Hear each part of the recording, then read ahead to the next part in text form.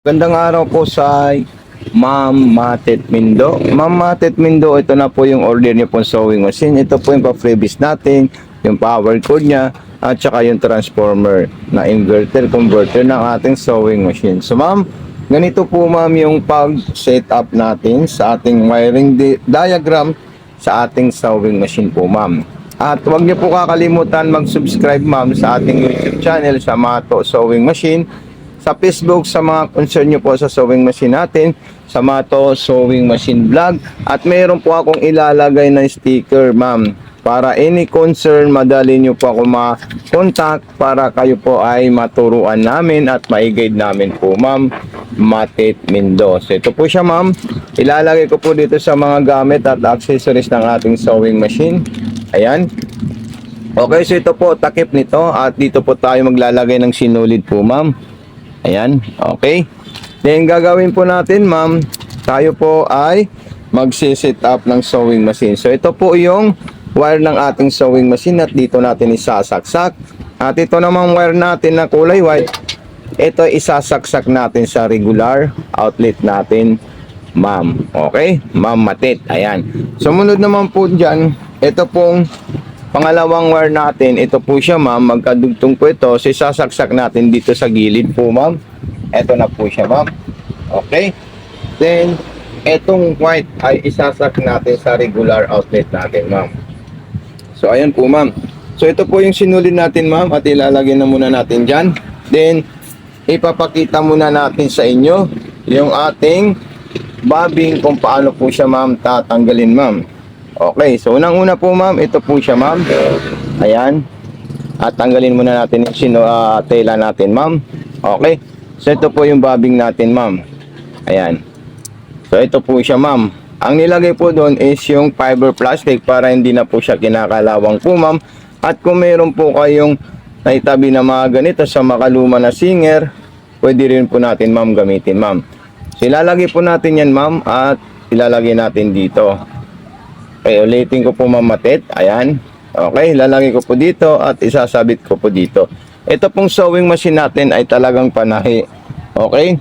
At matibay po ito ma'am dahil ito ay heavy duty portable sewing machine, galing pa to sa ibang bansa, sa Japan. So ito po siya ma'am. Ayan, isusunod natin dyan. At dito naman po. Okay, so kailangan po ma'am pumasok siya sa dito sa may maliit na parang hiwa. Okay? Magdikit lang po yan ma'am. Pero kailangan sagad at diin para hindi po magbuhol yung tahi natin sa ilalim. Okay, so itataas natin ito. Always tayo maglalagay ng sinulid, tapos nakataas po yung pressure foot natin. Pataas po yan ma'am. Din yung hook, nakatago po siya. So kailangan natin ito ma'am itataas or iikutin paharap pababa. So ayan po siya ma'am. Ayan o, ayun po siya ma'am. Okay, so i-zoom in natin siya ma'am para makita nyo po siya ma'am. Ayan. So, galing ako dito. Pataas na po siya, ma'am. Ayan. Okay. Or pwede nyo rin po siya, ma'am, itusok. Ayan. Ganito po siya, ma'am. Ayan. Okay.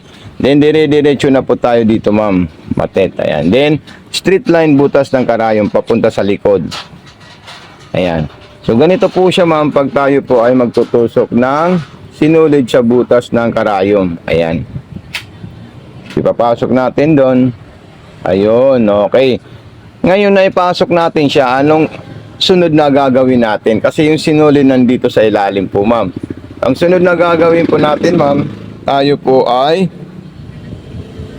magpipick up ng sinulid. So, paano po natin siya pipick upin? Yun ang isa pang tanong. So, itong hand wheel, ikutin natin ito ng pababa. Ayun po yung harap niya, ma'am. Araw niya po, ma'am. Ayan.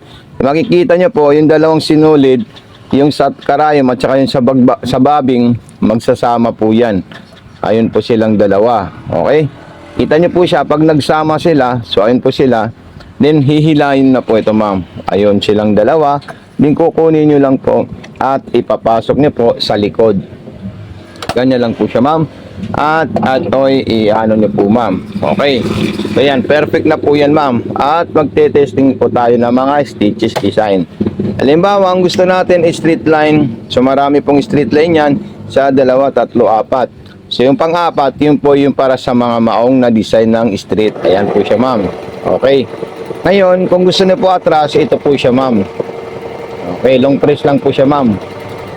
At kung gusto niyo pong magkaroon po siya ng low speed at hindi masyado mabilis, so mayroon po kayong makikitang arrow dito. So yan po yung speed control. Kung gusto niyo pong medium, high, low, at high, ito low, medium, at saka high sa bandang kanan. Ngayon, nakita natin na napaka-perfect po ang tahi niya. Then maghanap man tayo ng zigzagger. Ayan. Yung zigzag naman po niya, 4 na klase rin. Pwede nyo po piliin yung pang manipis, pang cotton. Ito, pang cotton at pang maong. Pwede po yan, ma'am. Ayan. Then sunod naman natin, itaas natin yung needle natin. Ayan. Ito yung para sa masinsin. Ayan. Kapag masinsin, kailangan nyo lang po siya alalayan kasi sobrang dikit-dikit po yan at baka siya po ay magbundok-bundok sa tela. So, ayan. Hindi mo naman siya itutulak, aalalayan nyo lang po siya, ma'am. At sa mga garterize, meron po siya, ma'am. Ayan. Ang dami po nating option dito, ma'am. Na tahi. Depende na po sa inyo kung ano po yung gagamitin yung zigzag, button holer, garterize, straight line. Pag tayo naman po ay gagawa ng button holer po, ma'am, so napakadali lang po yan dahil hanapin natin yung button holder natin. So ayan po, may 1, 2, 3, 4. So pag kayo po gagawa ng button holder, itapat nyo lang po sa number 2 and 4. Lock lang muna, ma'am. Sumunod natin dyan, punta tayo sa number 1 at siya na po ay aabante.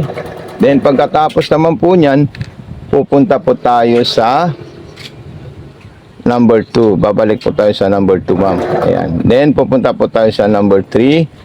Ayan. Okay. So ayan, napaka-perfect po yung ginawa po nating button holder po, ma'am. Matet Medino. Okay? So ito po siya, ma'am. Ayan, ipakita ko lang po sa inyo yung mga ginawa po niyang design stitches. So ito na po siya, ma'am.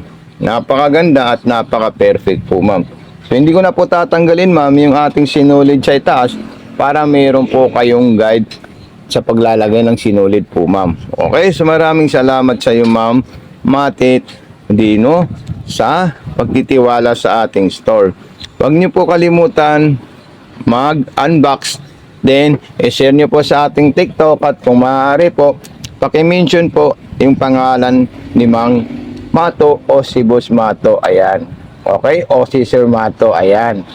Okay, so God bless po, ma'am Matet Medino. So ito na po yung ating sewing machine. Papakita natin ulit yung freebies niya. Ayan. At yung wire at yung transformer po, ma'am. Kompleto na po yan, ma'am. Thank you and God bless po, ma'am.